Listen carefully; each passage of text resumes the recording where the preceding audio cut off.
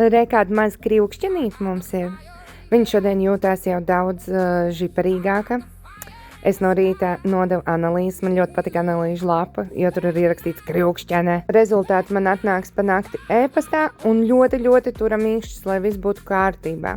Un starp citu paskatieties, cik ļoti Lilija ir uztaisījusi sev minīmī. Viņām pat visas pazīmes sakrīt, reku kājiņas, viena balta, viena tāda pakaļējās un pat zīmējums pakaļkājām, kādas ir tieši tāpatās tā kā mammai. Un sejiņa viss. No tā mēs secinām, ka Lilopēds domā, ka viņa ir perfekta, un tāpēc viņai vajadzēja kaut kas komentāros rakstīt copy face. Un te viņa tēloja, ka viņa ir nogurušāka pa mammu, bet īstenībā Lilopētiņš vispār neatļaujās pat čučēt, jo viņa ļoti apzinīgi pieskata un sargā šito te mazo brīnumiņu.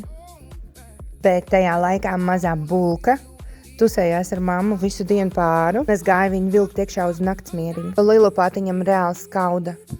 Mazais bulciņu motor. Pietiek čučēt. Ejam mājās. Maziņa māsiņa, tur viņa domā, kāpēc es nevaru iet ārā un kāpēc bulkā jaunkundze drīkst iet ārā. Jo nav godīgi.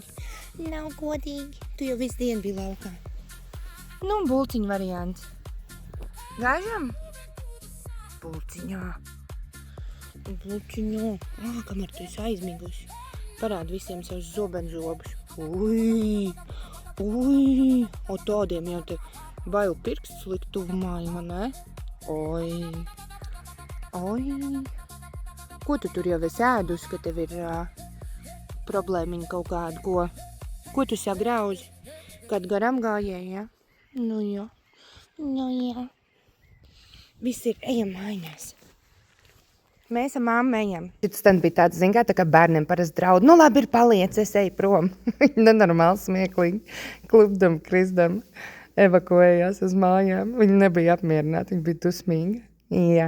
Un finālā Lilija, un kā jūs komentāros rakstījāt, Lilija copyface, tika ārā pirmo reizi mūžā manēžā. Lilija bija ļoti sapriecājusies, tāpēc es viņu nelaidu vaļā no pavadas, un mēs prātīgi soļojām. Iet ārā. Jā, man ir slēpotāja kostīms, bet krāsotāja. Maziņš. Pēc es ar mammas skatās un saka, es gribu iet ārā.